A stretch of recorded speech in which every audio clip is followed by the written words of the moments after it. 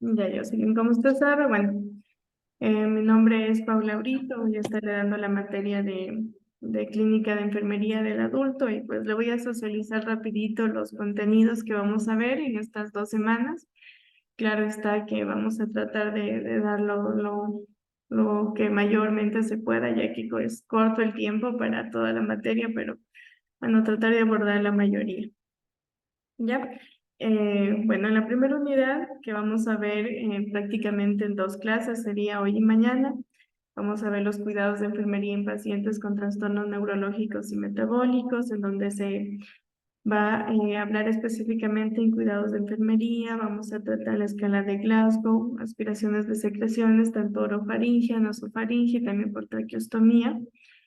Ver también el cuidado de una traqueotomía, también aspiraciones de secreciones por tubo endotraqueal, el cuidado de un tubo endotraqueal, vamos a ver un poquito de reportes de enfermería, cuidados de enfermería en atención en pacientes con trastornos metabólicos, manejo de insulina, tipos de insulina. En la unidad 2 igual vamos a ver cuidados de enfermería en pacientes con trastornos musculoesqueléticos, enfermedades sexuales, psiquiátricas y también el cuidado en paciente crítico. Aquí lo que nos vamos pues, a profundizar más es en los cuidados de enfermería porque es en lo que más nos compete. Vamos a ver el procedimiento de Papa Nicolau, que también es el fuerte de enfermería. Vamos a ver cuidados en pacientes con trastornos psiquiátricos, que son las medidas de sujeción. Vamos a ver también la recogida de muestras de orina estéril, orinas de 24 horas, el catéter venoso central. Vamos a ver también en la unidad 3 los cuidados de enfermería en paciente quirúrgico. Vamos a ver todo lo que es quirófano, preparación prequirúrgica, los cuidados de enfermería en las diferentes etapas del quirófano, asistencia en la anestesia, reconocimiento de quirófano, funciones del equipo quirúrgico, bueno, están suturas. Vamos a ver drenes, retiro de puntos, transfusiones sanguíneas. En la unidad 4, para la última, vamos a ir viendo los cuidados de enfermería en el paciente con afecciones cardiovasculares, gastrointestinales y renales. Vamos a ver el tratamiento anticoagulante, cuidados de enfermería en estos pacientes con afecciones gastrointestinales, manejos de ostomías, cuidado del paciente ostomizado, la alimentación por gastrostomía, cuidados de enfermería en atención en pacientes con trastornos renales, diálisis y eso. ¿Ya? Ya, Liz. Ya, entonces vamos a empezar con la unidad 1. Tratar de hacerlo más breve. No sé si se puede visualizar. Sí, Liz, sí se ve. Ya.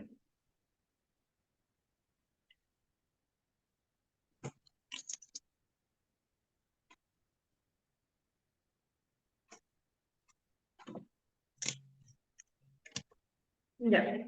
Vamos a empezar con este tema. Cuando escucho o leo esta palabra con trastornos neurológicos, lo que se me viene a la mente es que hay problemas a nivel, ¿no es cierto?, de la cabeza, del cerebro, ¿ya? Porque es neurológico. Y los problemas Neuronal. metabólicos son problemas en general que el paciente tiene con sus problemas con los órganos principales, por ejemplo, el hígado o el páncreas, la vesícula, eh, que viene, ¿cómo le digo?, a alterar, por ejemplo, de los problemas metabólicos viene lo que es la diabetes, viene lo que es los problemas de la glucosa, viene la obesidad, viene la hipertensión, netamente cuando estos órganos dejan de funcionar correctamente. Son metabólicos. El más conocido pues es la diabetes, por eso vamos a ver bastante de lo que es la insulina. Ya, entonces nos vamos a ir adentrando. Primero vamos a tratar los trastornos neurológicos. Como les dije, cuando escucho neurológico, me estoy refiriendo a toda la parte cerebral, ¿ya? Neuronal. Ajá. Entonces, los trastornos neurológicos tienen mucho que ver con el sistema nervioso central y el periférico, es decir, abarcan todo esto. El cerebro, la médula espinal, los nervios craneales y periféricos, las raíces nerviosas, el sistema nervioso autónomo, es decir, abarca todo esto. ya todo lo que es el cerebro, todo lo que lo compone, todas sus funciones, ¿ya? Entonces, una vez que tenemos una afectación a nivel de cerebral, se va a ver afectado cualquier parte de respuesta del cuerpo, ya sea motora, ya sea del habla, ya sea de razonamiento. Entonces, lo vamos a ir viendo, ¿ya? La mayor parte de los pacientes que tienen un traumatismo cráneoencefálico, cuando escucho esa palabra traumatismo cráneoencefálico, es de un paciente que ha tenido algún golpe, alguna afectación a nivel de cabeza, por ejemplo, una persona que tiene un accidente de tránsito. Siempre tiene el riesgo de golpearse la cabeza, entonces tiene un traumatismo cráneoencefálico, ¿ya?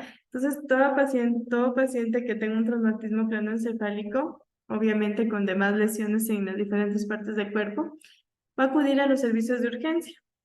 Ya la mayoría de estos presentan un trastorno cráneoencefálico leve, pero el personal de enfermería tiene que saber valorar de forma temprana qué nivel de deterioro, de deficiencia hay en esta parte neurológica, para poder facilitar el diagnóstico de lesiones que se puedan dar después y poder tratar precozmente, que es donde utilizamos mucho la escala de Glasgow, porque nos permite pues valorar el nivel de conciencia del paciente.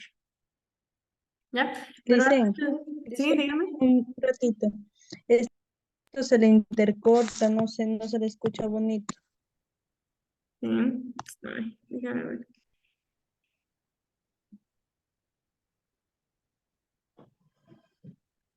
Chuta, es que es el internet de aquí. Ah, ¿qué es Ella dice, pero bastante? bueno, sí, sí la entiendo. Ya. No, no, sí, sí, se la entiende ahí más o menos. Ya. Ya. Bueno, antes de adentrarnos pues a la parte de la escala de Glasgow propiamente, tenemos una valoración del nivel de conciencia. Vamos a valorar 5 niveles, que es la alerta, la letargia, la univulación, el estupor y el coma. Ya, el alerta, pues como su nombre lo dice, es la persona que está consciente, que está orientada, que está hablando, que está despierta, es una persona que está alerta. Y una persona que tiene letargia es una persona que está en estado de somnolencia, de confusión, le cuesta pensar, está en un estado muy como que dormido. En cambio, el paciente en un nivel de omnibulación, está en un estado de depresión completa. El paciente puede estar despierto, o sea, se puede despertar con estímulos leves, es decir, lo encuentro adormitado. En cambio, un paciente en estado de estupor está en una depresión completa, es decir, está dormido más intensamente que el anterior, es decir, que aquí ya tengo que hacer estímulos más fuertes, es decir, ya más dolorosos para que se pueda despertar. En cambio, en la etapa de nubilación, en cambio, con estímulos leves ya se despierta. Y en el estado de coma, que es el último, como su nombre lo dice, coma, el paciente está totalmente dormido, por así decirlo, no va a responder a ningún estímulo porque está en coma. Ya es una depresión completa en que el paciente no puede ser despertado por ningún estímulo. Ya, aquí lo tenemos gráficamente un poco más claro. Como le dije, tenemos los 5 niveles, ya, el nivel de conciencia, que es el alerta, el letargo, la nubilación, el estupor y el coma, ya. Con eso yo voy a ver en qué nivel está la alteración de la conciencia, ¿ya? Bueno, entonces, ¿cómo yo voy Sí, valorando esta parte? ¿No es cierto? Primero, pues para estimular al paciente, el personal de enfermería debe de comenzar con estímulos verbales en tono normal, es decir, hola, ¿cómo está doña Rosita? ¿Cómo está? ¿No es cierto? Si el paciente no responde, es posible aumentar otro estímulo, elevando mi voz o tratando de moverlo, incluso si es que no tengo respuesta, pues aplicando un estímulo doloroso que sería como un pellizco, pero obviamente no un pellizco para causarle alguna lesión, sino más bien un pellizco con la yema de los dedos, entre el pulgar y los dos primeros dedos, que permita que el paciente de alguna manera siente esa presión. Y si es que no logro, reacciona ante el estímulo. ¿mande? Digo, se le hace un movimiento para que el paciente reaccione ante el estímulo. Claro. Si es que no responde con el pellizco, ¿no es cierto? Podemos hacer una comprensión external tipo RCP, en donde yo le presiono firme con la parte de los nudillos, es decir, en forma de puño sobre el esternón, y como que le hago un frotamiento, es decir, ya es más intenso este estímulo. Ya, y bueno, también se puede hacer un pellizco de la cara interna del brazo o la pierna, porque son las partes como que más sensibles, en donde el paciente pueda de alguna manera reaccionar. Y también se puede valorar con la función pupilar, que es para ver cómo están esas pupilas dilatadas. Ya, no me voy a entrar mucho aquí, más bien quiero que vea el gráfico y podemos ver cómo las pupilas son normales cuando son iguales ambas. La segunda, como tenemos la anisocórica, Dicen, es cuando el gráfico no se me pone. no, Vamos a ver lo de isocoria, nocoria. función pupilar no está. No, no dice. ¿Qué ve? Ahorita se me puso de nuevo la tabla que primerito me mostró distributivo para planificación semanal del académico. Ya, déjeme ver.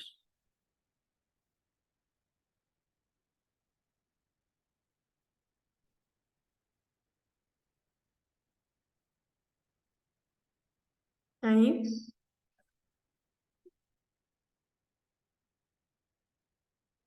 ahí tal vez.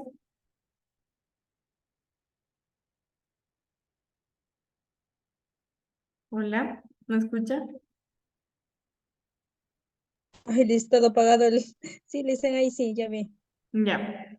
Entonces, en Ya. la función pupilar lo que tenemos que saber dominar son los términos, ¿ya? Entonces, cuando yo vea que las dos pupilas se encuentran en la misma dimensión, están iguales, no están muy dilatadas ni muy pequeñas, serían normales.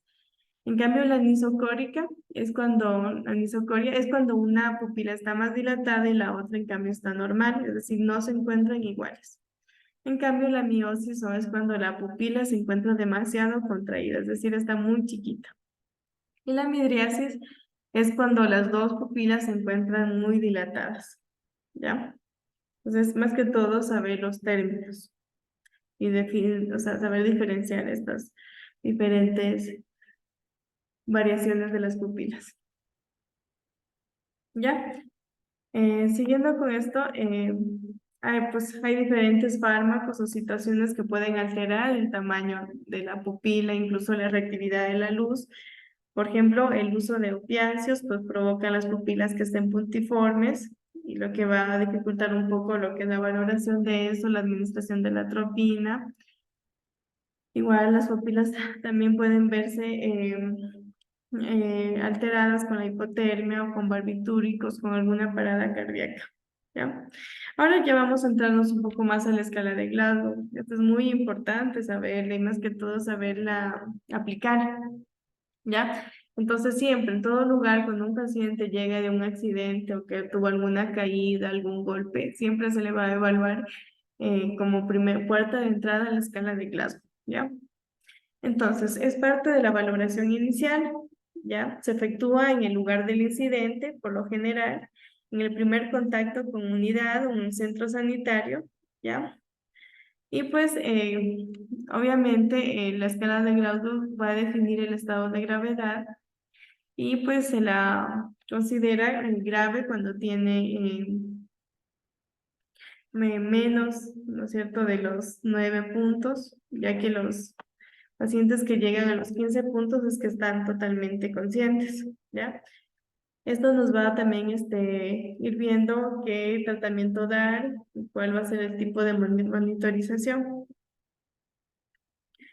Ya, con esta escala vamos a poder ver cuál es el nivel de conciencia del paciente para ver qué duración del coma puede tener, para confirmar en qué momento se va a recuperar o cuál es el deterioro de la función cerebral.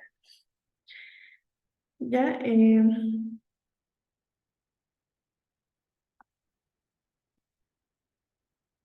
aquí la tenemos más clara. Yo sé que ustedes ya la han visto a esta, ya la dominan, pero es importante pues volverla a Ajá, sí, le retomar. dicen. Ya, entonces, ¿qué hace la escala de Gallagher? Valora tres partes importantes, la ocular, la verbal y la La motora. ocular, ¿Ya? verbal y motor. En total suman 15 puntos. ¿ya? Entonces la ocular son 4 aspectos, la verbal 5 aspectos y la motora 6 aspectos. 6 más 5, 11 más 4, 15. Entonces, ¿cómo se entiende esta escala? Por ejemplo, llega mi paciente, ¿no es cierto? Yo lo veo que está despierto, está con los ojos abiertos, entonces tendré una puntuación de 4. En cambio, llega mi paciente y lo encuentro, veo que está dormido, pero le digo don Juan, y cuando le digo don Juan, abre los ojos. Es decir, que abre sus ojos con una orden verbal, tendré una puntuación de 3. En cambio, si mi paciente está dormido y le digo don Juan, no me responde, me toca peñiscarlo, hacer alguna maniobra, y ahí responde al dolor, abre los ojos cuando le peñisco, entonces tendría una puntuación de 2. Pero en cambio, mi paciente llego, está dormido, le digo don Juan, ya le peñisco, hago todo y no responde, pues tendría una puntuación de 1 porque no responde. ¿Ya? Ujú. Asimismo, en la orden verbal, llego, está mi paciente, está despierto, le pregunto buenos días, ¿cómo se llama? Me dice, me llamo Juan. Le digo, ¿qué día es hoy? Me dice correctamente, hoy es lunes. ¿En dónde se encuentra? Estoy aquí en el hospital.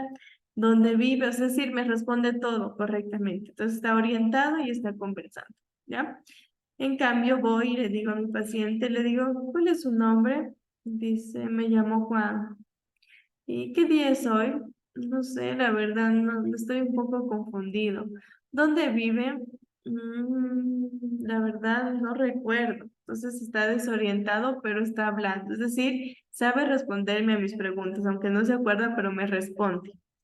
Ya, una puntuación de 4. En cambio, mi paciente llego, le hago preguntas, le digo, ¿cómo se llama? Y me dice, ¿dónde está mi hijo? Le digo, ¿qué día es hoy? Me dice, ¿en dónde estoy? Es decir, no responde a lo que yo le digo. Me da palabras inapropiadas a lo que yo le estoy preguntando. ¿Ya? Es decir, ni siquiera capta lo que yo le estoy preguntando. A veces, porque es como que yo le diga, ¿cómo se llama? Y comienza a decir, casa. ¿En dónde estoy? Y diga, perro. ¿Ya? Son palabras inapropiadas que no responden a la pregunta que le estoy haciendo. ¿Ya? En cambio, tendré una puntuación de 3. En cambio, llego, le digo, ¿cómo se llama? Y me dice, ¿dónde vive? Sonidos incomprensibles. Tenemos una puntuación de 2. Y en cambio voy, le pregunto, le digo, don Juan, no está dormido. No me responde. Ya le hago todo, no me responde, tiene una puntuación de 1. ¿Ya? Vamos con la parte motora. Igual llego, y le digo, don Juan, por favor, levante la mano derecha. La levanta. Tiene puntuación de 6, obedece la orden verbal. Otra, le digo, don Juan, levante la mano derecha, ni bola me para. Entonces, ¿qué hago? Le piñisco en su bracito. ¿Y qué hace? Con la otra mano se toca donde yo le piñisque, es decir, localiza el dolor. Tiene puntuación de 5. En cambio, llego igual, le digo, don Juan, levante la mano, no la levanta, otra vez le vuelvo a hacer un peñiscón, ¿y qué hace él? Ya no se topa, sino lo que hace es retirar la mano, la quita así, retirada y flexión, es decir, la flexión. Acciona. 4 puntos. Ya, en cambio llego, igual lo peñisco, ¿y qué hace? La flexiona, pero normalmente. Como se dice, como se decir, la flexionan, pero como un juicito. Es decir, como se ve en la imagen. La flexionan, pero si ven de una forma tan rígida, a diferencia del número 4, ¿ya? Y la segunda es cuando yo le peñisco, pero lo que hace es extender. Es decir, ya no flexiona, sino las estira. Extensión. Esa es 2 puntos y si no hay ninguna respuesta, pues 1 punto. Ya es decir que si un paciente tuviera un puntaje de 3 puntos, imagínense, 1, 1, 1, ese paciente está en un estado de coma. En cambio, si tuviera 15, es decir, todo lo máximo, es decir, que está totalmente consciente. Ujú. Dice, disculpe, ahorita es como que se le puso peor el internet, ya no se le escuchó lo último, solo que se le escuchó hasta donde dijo que reaccionan al estímulo, o sea, se defiende cuando uno se le hace un peñisco, hasta ahí nomás lo escuché. Y hasta cuando ya dijo de los 15 puntos. pero sí queda grabado entonces para volver a ver la clase. Aunque Si sí. quieres, sí, bueno, como esto igual es algo que ya he visto, no hay como que mucho Ajá, problema. bueno, eso sí, ya, Ya no depende de mí, es ya el listo. internet que hay aquí. Ya Estoy listo, aquí en no el te preocupes. instituto igual. Ujú. A ver, vamos a tratar de darlo rápido.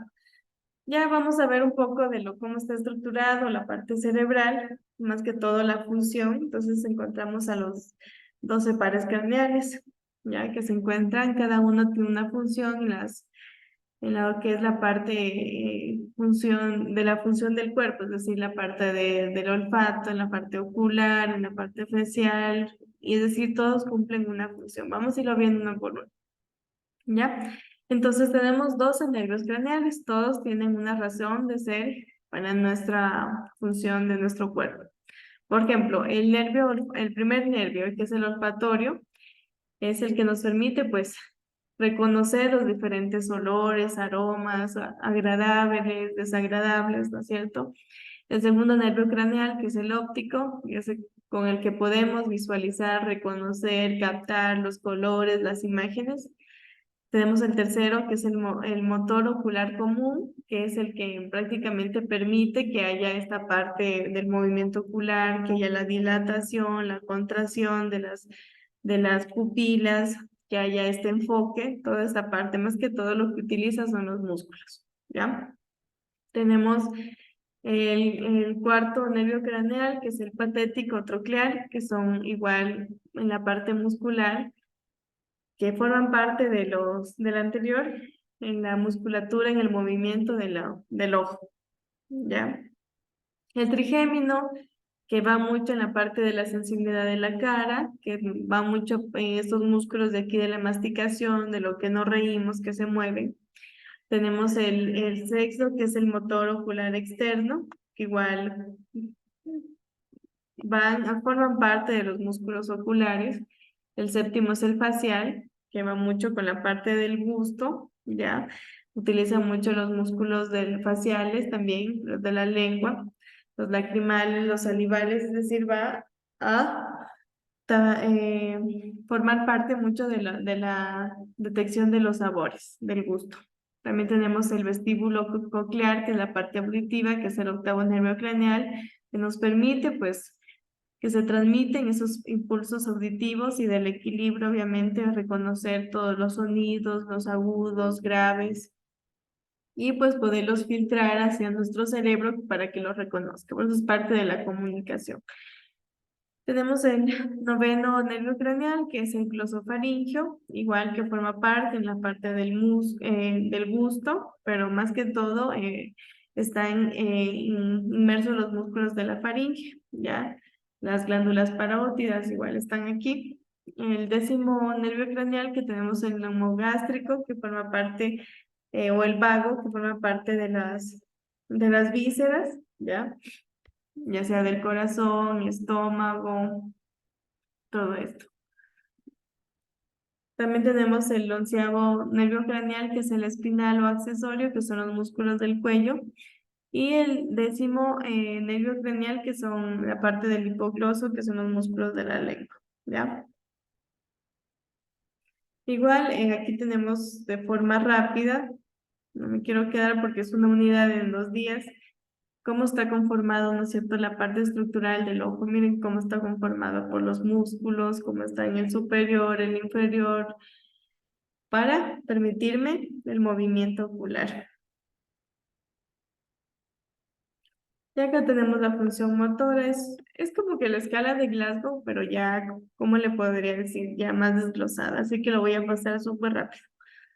Ya, entonces la función motora que me permite pues saber cómo está el paciente, cómo están sus movimientos, si están correctos o si tiene algún tipo de discapacidad, ver el tono muscular, si hay fuerza muscular.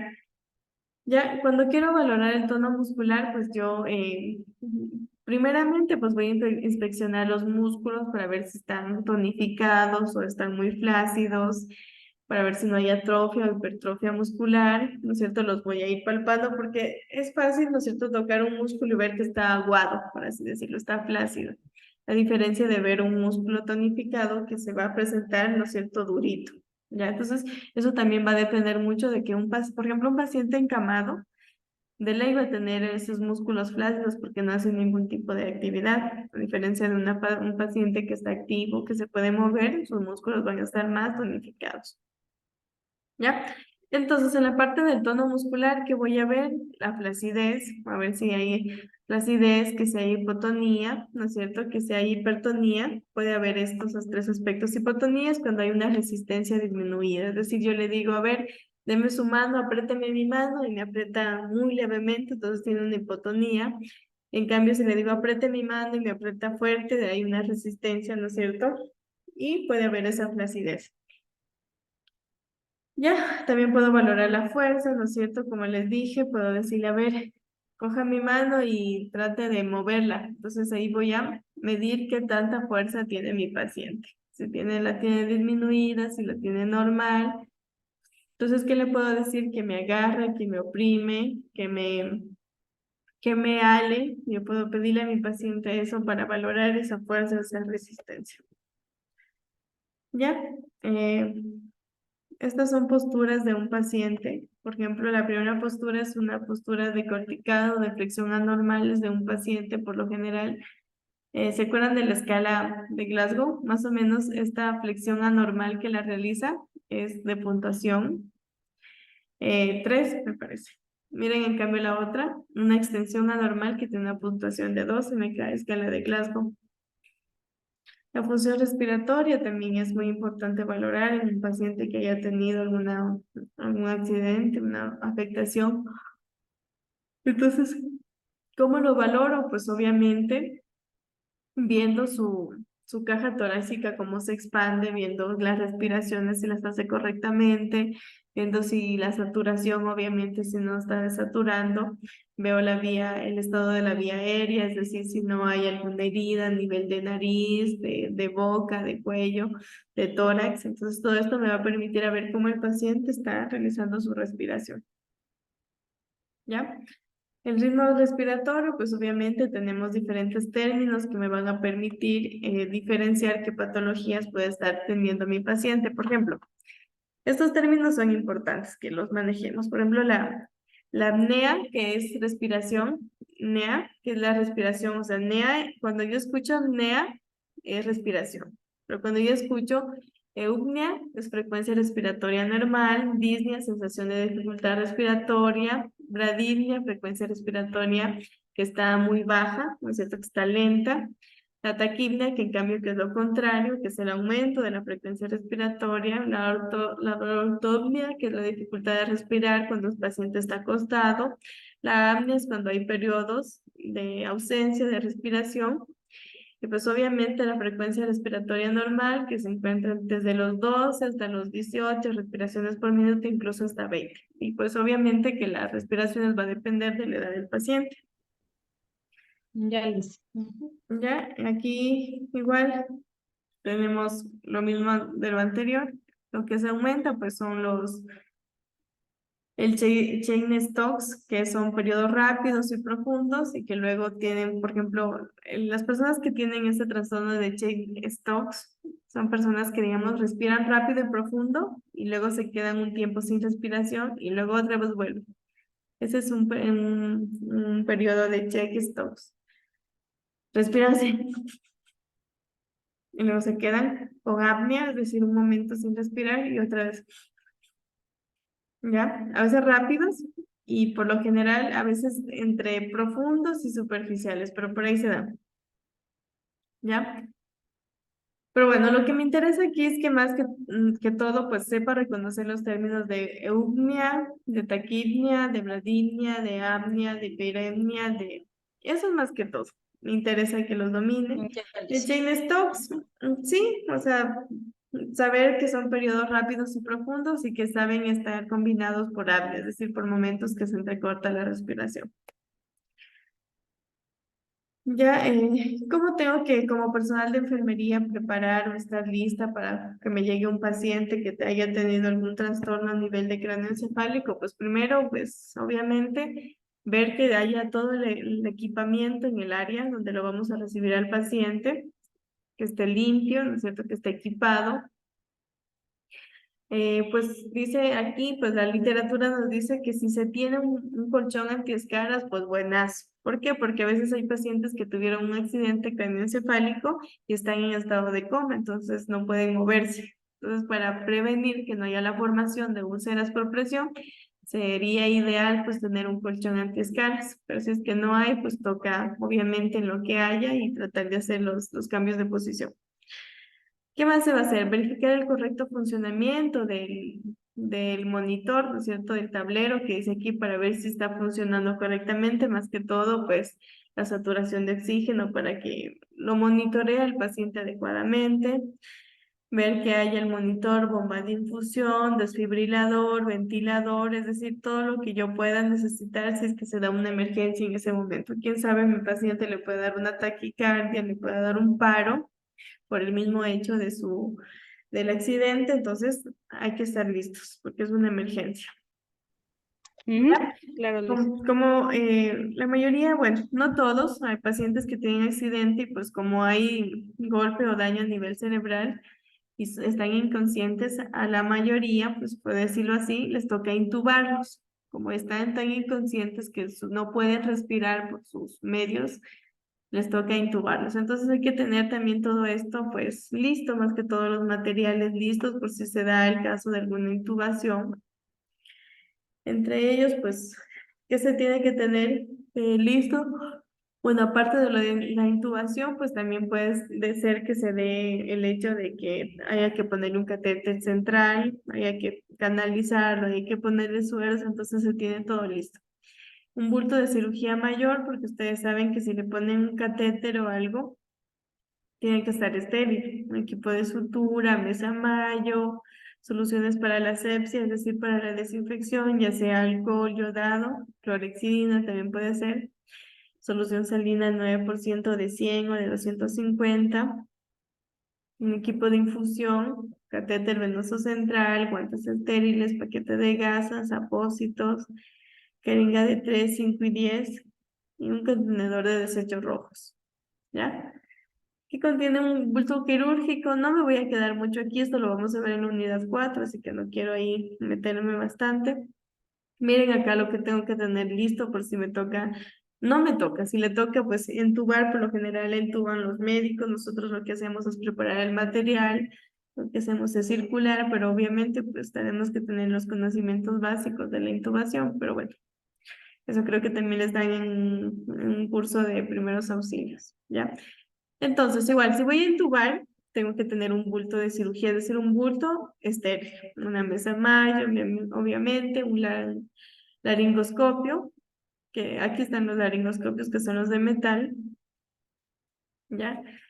Esos me van a permitir que hay una apertura a nivel de la boca y poder ingresar el tubo endotraqueal, un laringoscopio, una guía de laringoscopio, una cánula de Guedel, un ambú, el ambú es por donde yo doy aire, un tanque de oxígeno de pared, un ventilador mecánico, listo, una mascarilla de oxígeno, una mascarilla laringea, si es que la voy a utilizar, tubo endotraqueal, guantes estériles, jeringuilla de 3, 5 y 10 para inflar el balón, porque el tubo endotraqueal cuando ingresa se lo infla un baloncito para que no se vaya a salir, así cuando es igual como cuando se pone la sonda de orina, se le pone una cantidad de líquido para que adentro se infle un balón y no se pueda salir esa sonda. Así mismo es acá con el tubo. Contenedor de desechos rojos, se puede tener también adrenalina por si acaso el paciente se nos quiera ir, la adrenalina pues lo que le va a dar es en ese momento pues función al corazón más que todo cuando está por quedarse el paciente, hidrocortisona, sedación, un fonendoscopio para escuchar si es que estamos correctamente en vía aérea al momento de si vamos a dar la oxigenación ya al paciente.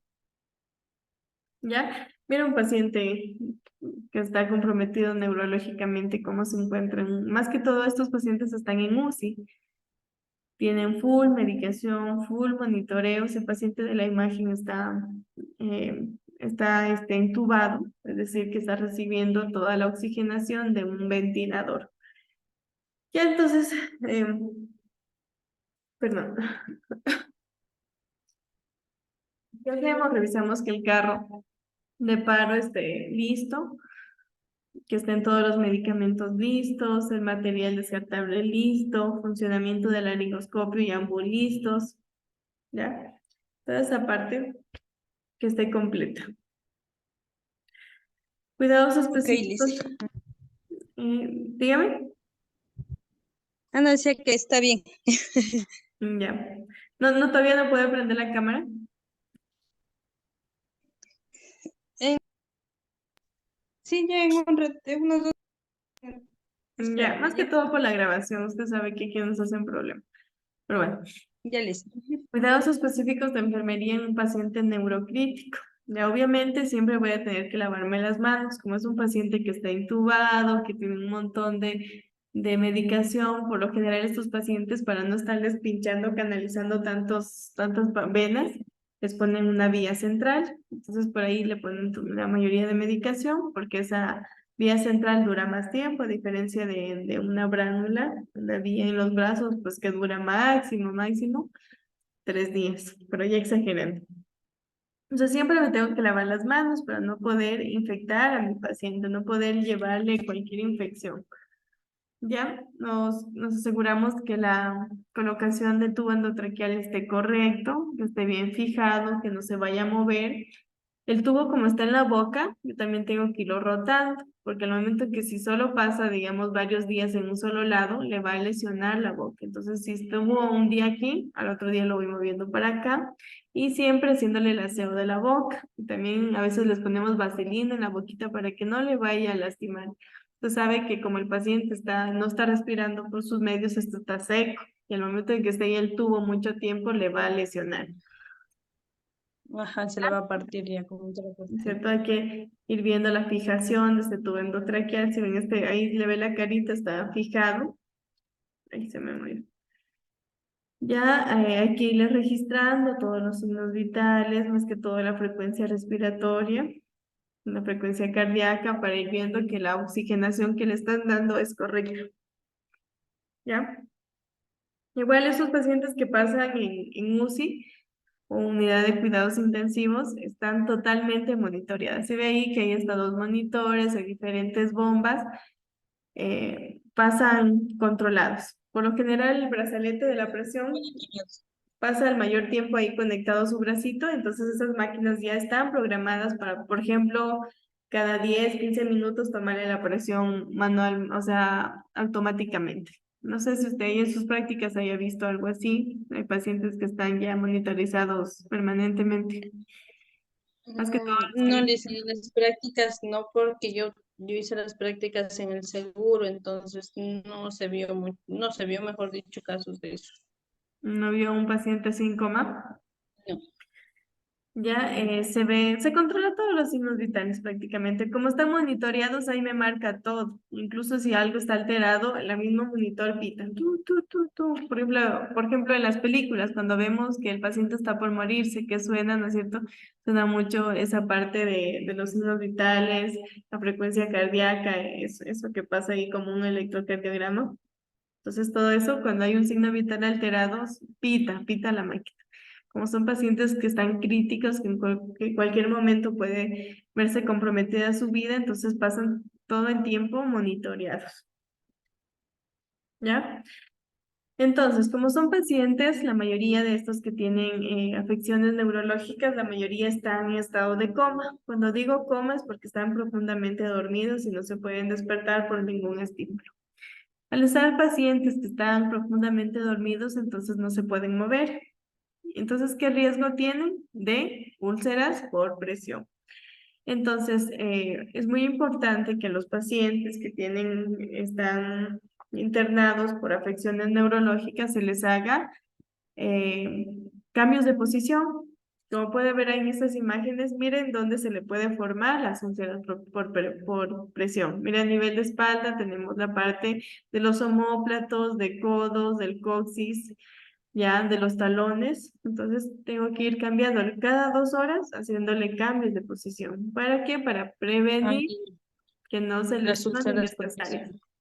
Imagínense, a veces Ujú. hay personas que entraron un traumatismo craneoencefálico, que tuvieron un golpe y ya se recuperan de eso, pero no les pueden dar el alta porque tienen un montón de úlceras, tienen un montón de heridas.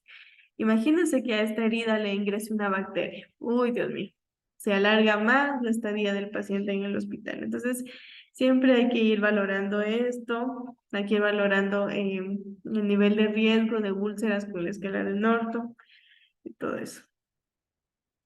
Ya, obviamente el aseo del paciente, como es un paciente que está inmóvil, que no puede hacer sus cuidados por sí mismo, entonces tenemos que ayudarle, principalmente, como le dije, aseo de la boca, lubricar, lavar.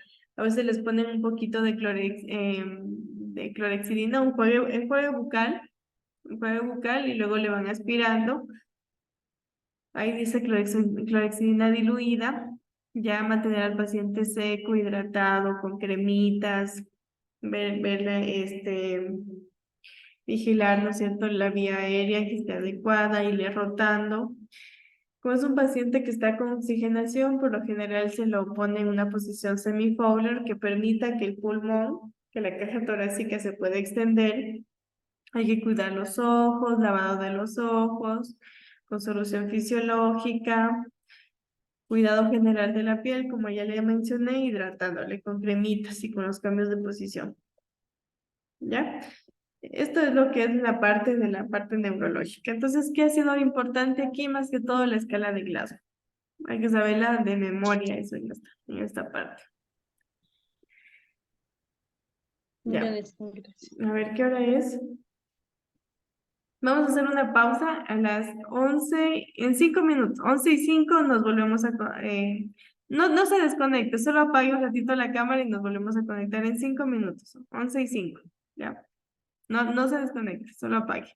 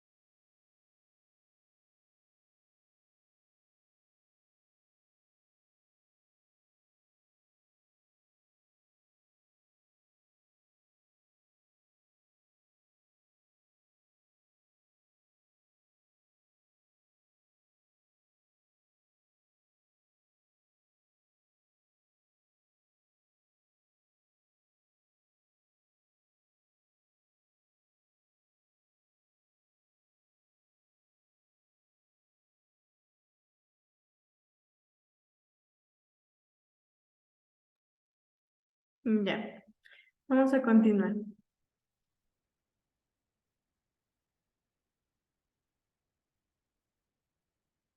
Hola. Sí, Lizzy. Ya. Entonces, continuando con la parte de pacientes con trastornos neurológicos, bueno, la mayoría, como le comentaba, están en coma y la mayoría los intuba. Entonces, es muy importante, pues, saber lo que son las aspiraciones de secreciones, ya que son pacientes que como no pueden respirar por ellos mismos, no pueden ni siquiera moverse, entonces se acumulan las secreciones a nivel ya sea nasal, bucal o a nivel de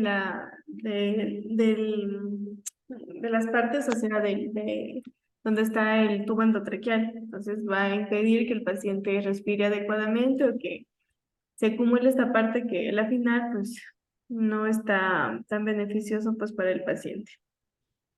¿Ya? A ver. Ya, entonces, como para ir adentrándonos a esta parte de la aspiración de secreciones, tenemos que las secreciones respiratorias traqueobronquiales, cuando me refiero a traqueobronquiales es que van desde la tráquea hasta todo el árbol bronquial de los pulmones, que están producidos obviamente por las glándulas de la mucosa respiratoria. Estas glándulas son las que secretan el moco y son las que se van formando estas secreciones respiratorias. Entonces, bajo ciertas circunstancias puede haber una acumulación de secreciones que va a, pues, a ser negativo para, pues, la salud del paciente, la salud respiratoria, que no le va a permitir que tenga una buena oxigenación. Entonces, ¿qué causan las secreciones? Pues a nivel respiratorio, una obstrucción de la vía aérea, ¿no es cierto? Cuando hay mucho moco en esta área, ¿qué puede pasar? Que haya la facilidad de que muchas bacterias pues se desarrollen ahí, entonces puede haber una infección, una neumonía, va a haber aumento del trabajo respiratorio cuando una persona no puede respirar adecuadamente y tiene, por ejemplo, la nariz tapada un poquito, ¿no es cierto? Hacemos fuerza, hacemos un aumento del trabajo respiratorio por el hecho de querer respirar. Puede haber una tos excesiva y por tal va a haber un aumento del agotamiento y pues el paciente va a disminuir su energía por la tos que le provoca esta acumulación de moco. ¿Ya? Entonces, la aspiración de secreciones es el procedimiento pues, que tiene la finalidad de ¿qué? De extraer todas estas secreciones, este moco del árbol bronquial. ¿Por medio de qué? Una aplicación de presión negativa. Cuando hablo de presión negativa, es que absorbe, que jala. Esa es la presión negativa. Trata de sacar. Esta técnica es utilizada cuando la tos, ¿no es cierto?, es inefectiva, es decir, un medio que tiene nuestro cuerpo de poder eliminar el moco es la tos, ¿ya? Pero si el paciente está en estado de coma, está entubado, no puede toser, entonces se le acumula ese moco. ¿Qué tenemos que hacer? Aspirar. ¿Ya? El paciente dice no puede expulsar de forma independiente sus secreciones, entonces le vamos a ayudar con la aspiración. ¿Ya? Entonces, la aspiración de secreciones tiene diferentes objetivos, ¿ya? El primero es mantener la permeabilidad de las vías aéreas, es decir, que estén despejadas, que pueda transitar el oxígeno por ahí.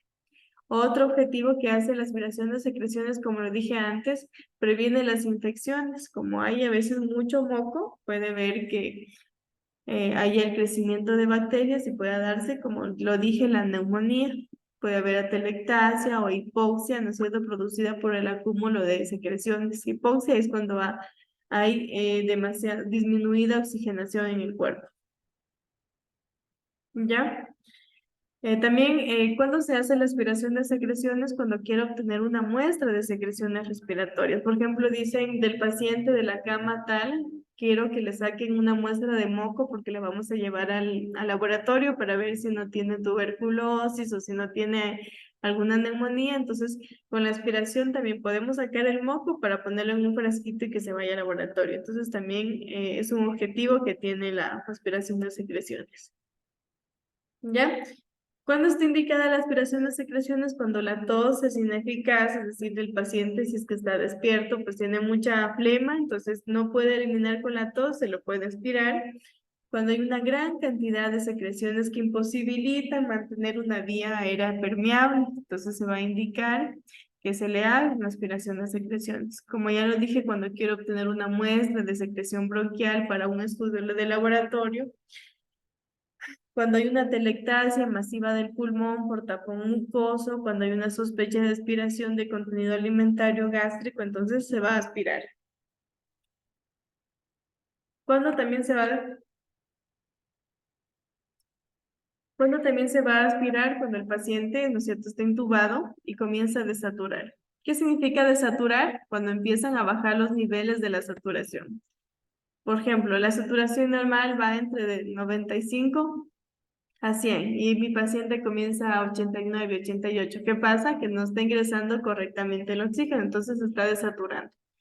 Cuando hay un aumento de la presión respiratoria, cuando hay una disminución del volumen que ingresa hacia el cuerpo del paciente de oxígeno, cuando hay un aumento de la frecuencia respiratoria. Por ejemplo, un paciente que le falta aire, ¿qué empieza? Así, ¿no es cierto? Porque como no puede ingresar normalmente aire, hace un esfuerzo porque ingresa, entonces empieza a haber una frecuencia respiratoria alta porque hace esfuerzo, porque entonces es muy seguida la respiración. Hay hipotensión, es decir, una disminución de la tensión arterial, hay aumento del trabajo respiratorio, hay presencia de sonidos respiratorios. Por ejemplo, una persona que tiene bastante moco en el pulmón, se le va a escuchar como un ronquido, ¿no?, cuando se le escucha la respiración, porque se siente que está como que hay un burbujeante el moco. Se le va a ver intranquilidad, una persona que no puede respirar adecuadamente, no puede ni dormir. Entonces, imagínense, está intranquilo. Cuando hay estertores, hay sibilancias, ¿ya? Que hay que tener este cuidado porque también no todos los pacientes los puedo aspirar. Por ejemplo, si el paciente tiene una epiglotitis, es decir, que tiene una inflamación de la epiglotis, yo no le puedo aspirar porque no va a ingresar correctamente en la sonda. Cuando hay pacientes con fractura de base de cráneo, tampoco les voy a poder aspirar. Cuando tienen una hemorragia nasal, tampoco, ¿ya? Porque imagínense, me toca pasar la sonda por la nariz, nasofaringe, y si tiene una hemorragia que tuvo antes, yo no puedo ingresar la sonda porque le voy a lesionar otra vez. Cuando tiene laringoespasmos, es decir, movimientos involuntarios a nivel de la laringe, yo no puedo aspirar cuando hay un infarto de miocardio o cuando hay un broncoespasmo. Está contraindicado ahí. ¿Ya? Entonces, aspirar solo cuando sea necesario. Tampoco es que yo voy a aspirar cuantas veces se me dé la gana, ¿no? Yo voy a aspirar cuando sea necesario, cuando vea que ya ha habido una acumulación mayor de moco, entonces puedo aspirarle hasta máximo 3 veces en el mismo momento, ¿ya? Cada aspiración no puede ser máximo de 10 a 15 segundos, porque el paciente también es molestoso para él una aspiración. También cuando hay una hemorragia pulmonar masiva no se le puede aspirar. Cuando hay alteraciones de coagulación tampoco, porque si le hago un sangrado, le provoco una lesión, puede el paciente irse en hemorragia. Cuando hay varices esofágicas tampoco puedo, porque el momento en que ingrese y si lesiono alguna variz, eso se va a ir en hemorragia. También no puedo aspirar cuando tuvo hace poco una traqueostomía reciente, es decir, recién está sanando esa piel, entonces no puedo hacer una aspiración. ¿Ya? Entonces vamos a ir adentrándonos. Eh, Tenemos lo que son los materiales que utilizamos para una aspiración.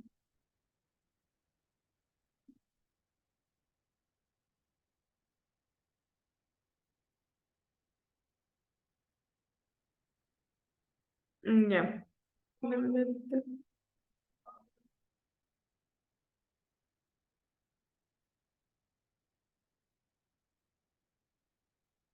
Ya, los materiales que vamos a necesitar es obviamente el aparato de aspiración, porque ese es el que tiene la presión para ir aspirando lo que queremos extraer, ya sea el moco. Necesitamos la manguera de succión que va conectado al aparato de aspiración y la sonda de succión que es la que va a ir a ingresar tanto en la boca o en la nariz para sacar el moco. Es decir, estos tres materiales que vemos ahí se van a conectar juntos. El aparato de aspiración, pues obviamente a una corriente, la manguera de succión se va a conectar al aparato de aspiración y la sonda de succión se va a conectar a la manguera de succión. ¿Ya? Entonces, nosotros la manguera, la sonda de succión, no vamos a utilizar cualquiera para cualquier persona. Es decir, hay diferentes medidas, grosores, tamaños. Y este va a depender mucho pues de la edad del paciente.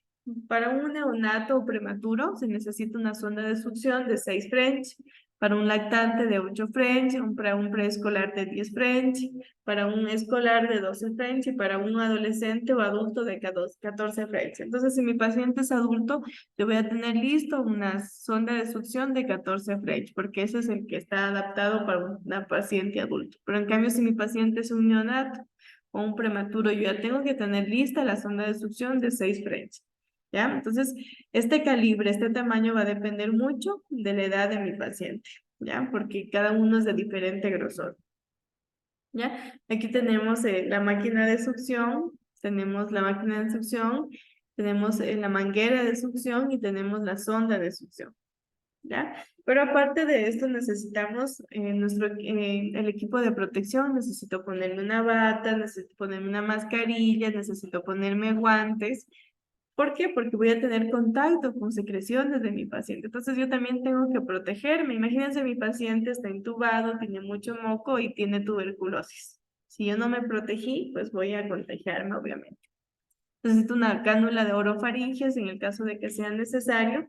Necesito la fuente de oxígeno porque hay pacientes que el momento en que yo le estoy aspirando, desaturan. Entonces necesitan como que después ponerle oxígeno. ¿Ya? ¿Qué más voy a necesitar? Obviamente, solución salina para ir lavando la manguera de succión. Es decir, voy aspirando el moco y luego el moco se va quedando en la manguera y yo necesito que ese moco se vaya lavando. Entonces voy a ir lavando con la solución. Necesito una semiluna riñonera, ¿ya? Porque aquí voy a ir poniendo la solución salina, voy a ir lavando la manguera donde voy aspirando. Voy a necesitar guantes estériles y también guantes de manejo. Ya también otro material importante es el ambú, que me va a permitir pues oxigenar al paciente, voy a tener gasas y obviamente un basurero rojo, porque aquí voy a ir botando todo lo que voy ensuciando, eliminando porque es contaminado. Como son secreciones, son mocos del paciente, son desechos contaminados. Entonces voy a necesitar un contenedor rojo. Ya obviamente voy a necesitar el oxímetro o pulsímetro para ir viendo cómo mi paciente va saturando al momento en que le voy aspirando, para ver si no necesita oxigenación al momento en que le estoy aspirando. Y obviamente la máquina, el aspirador tiene un frasco recolector en donde se van a ir acumulando, conteniendo todo el moco que le voy sacando. Y con la solución que voy a ir lavando el tubo. ¿Ya? Entonces, ¿cómo preparo a mi paciente para ya hacerle una aspiración? La aspiración puede ser nasofaringea, puede ser bucofaringea, puede ser en el tubo endotraqueal, entonces puede ser de diferentes maneras, ¿ya? Dependiendo qué requiere mi paciente.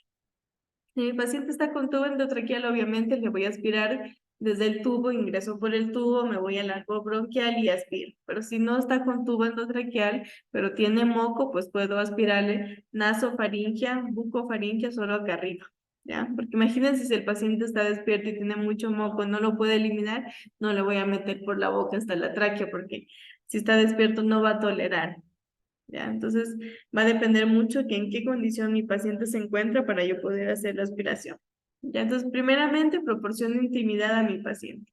¿Qué es eso? Pues trato de cubrirlo, trato de que esté en una posición adecuada, de que no esté muy descubierto. Le informo al paciente el procedimiento que le voy a realizar. No importa si mi paciente está en estado de coma, no importa si mi paciente yo pienso que está dormido. Yo siempre tengo que comunicarle y decirle, don Juan, le voy a hacer una aspiración.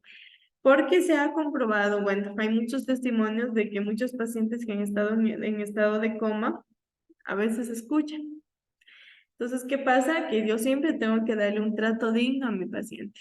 Así sea que piense que está dormido, porque quién sabe me está escuchando. Entonces, siempre informarle qué le voy a hacer. Y esto va para todo procedimiento, pero en este caso, aspirar secreciones le voy a informar, voy a realizarle la aspiración de secreciones. Si es que el paciente está despierto, pues obviamente le pido que me colabore, que se siente, que esté quietito, que esté tranquilo. Coloque en posición adecuada, el paciente tiene que estar en una posición semi-Fowler, ¿ya? Para que permita que el tórax o el pulmón se extiendan y no pueda tener problemas respiratorios, ¿ya? Como le dije, tenemos que saber seleccionar la sonda de succión adecuada, el tamaño adecuado para la edad del paciente. Como le dije, si son niños será más pequeña, si son grandes, adultos será más grande. Tener la posición adecuada del paciente y ver que la bomba de la máquina de aspiración esté correctamente funcionando, es decir, que haya una presión negativa, que absorba este moco. ¿Ya? Y obviamente otra parte muy importante en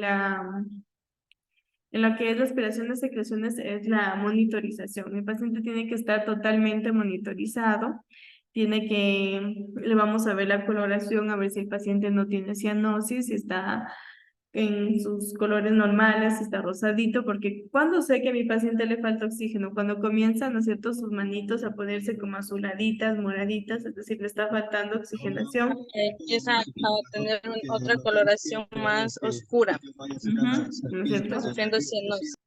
Ya, muy bien, la saturación, le voy a ver los sonidos, la respiración, la frecuencia respiratoria.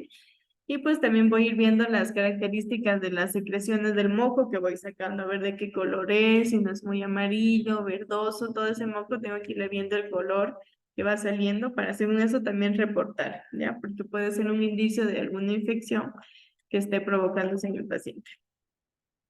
¿Ya? Entonces, ¿cómo aspiro a la parte orofaringea? La parte orofaringea, cuando digo orofaringea es la parte bucal, ¿no es cierto? Lo que yo voy a aspirar a nivel de la boca, ¿ya? Pero antes de eso, por ejemplo, mi paciente está despierto, pero es viejito, tuvo algún accidente, no está intubado, pero necesito aspirarle porque no puede toser, se le acumula mucha baba, mucho moco y pasa esa boca así. Entonces, ¿qué hago? Tengo que aspirar nariz y boca. Siempre aspiro primero la nariz, ¿ya? Y después la boca. Me puede servir la misma sonda si es el mismo paciente. Entonces le aspiro primero la nariz y después le aspiro la boca.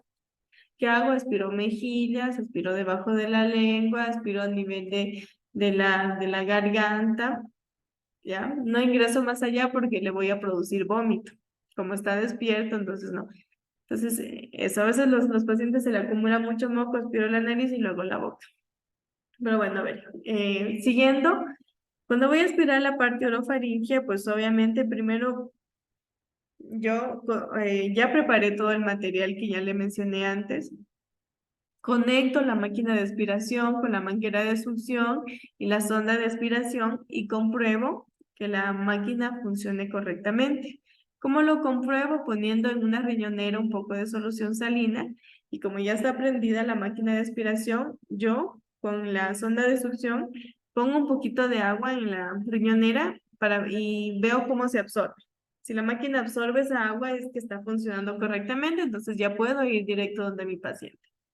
¿Ya? Cuando yo utilizo la máquina de aspiración, tengo que saber que no puedo, por ejemplo, la máquina de aspiración tiene sus niveles graduales de cuánto ponerle para que aspire. La teoría nos dice que no hay que excederse más de 200 grados para la aspiración, porque si es mucha la fuerza de aspiración, imagínense, puedo lesionarle la boca. Por ejemplo, si yo me voy a aspirar mi carro, se han visto que esa aspiradora es capaz de llevarse todo lo que hay ahí. Entonces también imagínense aspirar a nivel de la piel con una fuerza excesiva, yo le puedo romper, hacerle heridas, hacerle hemorragias. Por eso la fuerza de aspiración tiene que ser gradual, no puede excederse máximo a 200 grados. ¿Ya? ¿Qué más?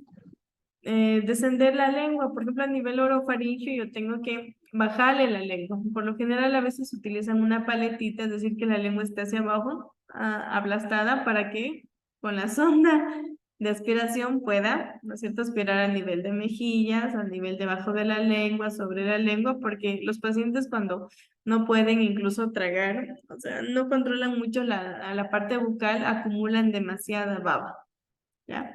Y después de aspirar, yo le puedo hacer incluso un lavado bucal con un enjuague bucal, le pongo un poquito en la boca y le voy aspirando. ¿Ya? ¿Qué pasa? Primero, cuando yo voy a introducir la sonda, no aspiro. ¿Ya? ¿Cuándo aspiro? Cuando yo la voy a ir retirando. ¿Y cómo funciona esta forma de aspirar con el huequito que tiene la sonda de succión? Cuando yo aplasto ese huequito, aspira. Y cuando lo suelto, deja de aspirar. Bueno, ya lo vamos a ver más adelante. Pero ¿cuál es la regla de oro? Que cuando yo voy a introducir, es decir, recién estoy poniendo, no aplasto el orificio de la sonda de succión. Porque cuando yo aplasto el orificio, ahí comienza a absorber. Ya, entonces, ¿qué hago? Introduzco suavemente la sonda hasta la orofaringe. Por lo general, a veces se ingresa hasta esta parte de aquí, porque si le ingresa más adentro, al paciente le induce el vómito, si es que está despierto. Imagínense nosotros, si nos queremos a veces meter el dedo, si el hecho que ya llegue por aquícito ya nos da vómito. Entonces, el paciente no va a tolerar mucho. Esta técnica tiene que ser bien rápida, porque el paciente también le molesta que le estén metiendo las ondas por acá. Entonces hay que hacerlo súper rápido. ¿Ya? Entonces, como los siguientes pasos generales, pues como les dije, retomando nuevamente, hay que lavarse las manos antes de hacer el procedimiento. Hay que, si el paciente está con oxigenación, es decir, está con máscara o está con una cánula de oxígeno, voy a oxigenar al paciente una media hora de forma continua. Es decir, digamos, mi paciente estaba con 3 litros de oxígeno, por ejemplo. Está con 3 litros de oxígeno y yo quiero aspirarlo. Y para aspirarlo le voy a tener que quitar la mascarilla de oxígeno. ¿Qué se recomienda? Que durante media hora lo oxigene con bastante oxígeno. Es decir, si estuvo a 3 litros, le pongo a 5 o 6 litros. Ya, una media hora, que se oxigene bastante, para que el momento en que yo le vaya a aspirar las secreciones, mi paciente no se descompense, porque le voy a retirar la mascarilla. Entonces, sí, no sé si se entiende. Mi paciente está con oxígeno, con mascarilla, está a 3 litros más o menos, entonces durante media hora yo le aumento el oxígeno para que mi paciente como que se llene de bastante oxígeno y cuando el momento en que yo le vaya a aspirar, le voy a retirar la mascarilla, no se afecte, no se descompense. ¿Ya? Otro aspecto importante, colocarme guantes, especialmente estériles, ¿ya? Y si no hay estériles, pues se puede utilizar los de manejo, no importa, porque como es a nivel de boca no hay mucho problema. ¿Ya? Pero en cambio, cuando voy a aspirar a nivel traqueal, debe de ser específicamente guantes estériles, ¿ya? Entonces, la sonda de aspiración siempre debe de ser tomada de la mano dominante, porque con la mano dominante yo voy introduciendo. Si es que soy diestra, con la mano derecha, pero si es que soy zurda, obviamente la voy a coger con la mano zurda porque es con la que mayormente se domina, ¿ya? Entonces se inserta la sonda suavemente, sin aplicar la aspiración. Como le estaba diciendo, siempre cuando ingreso la sonda no aspiro, la ingreso nomás. Cuando ya la voy a sacar, y aplasto el orificio para que expire, ¿ya? Pues ya obviamente cuando ya ingresó la zona de aspiración, aplico el dedo pulgar sobre el orificio de aspiración y se van a ir absorbiendo todas estas secreciones, todos estos mocos o salidas acumuladas. Como le dije, no se debe de prolongar la aspiración durante más de 15 segundos, ¿ya? Y luego, por ejemplo, si veo que en la primera aspiración el paciente todavía sigue teniendo moco, todavía sigue teniendo saliva, lo voy a dejar descansar de unos 20 a 30 segundos y luego nuevamente le puedo hacer una segunda aspiración, pero siempre dejarlo descansar, porque el momento en que ya le estoy ingresando, el paciente se siente ansioso, le molesta. Entonces, ya le aspiré una primera vez, veo que sigue teniendo mocos, lo dejo descansar de 20 a 30 segundos para una segunda vez volverle a ingresar, ¿ya? Y una vez terminado, es decir, ya veo que mi paciente ya se eliminó la mayoría de moco, de saliva, desecho la sonda utilizada, limpio el tubo conector con agua estéril, acomodo a mi paciente, le limpio la boquita, lo dejo bien tapado para que esté tranquilito. Ya,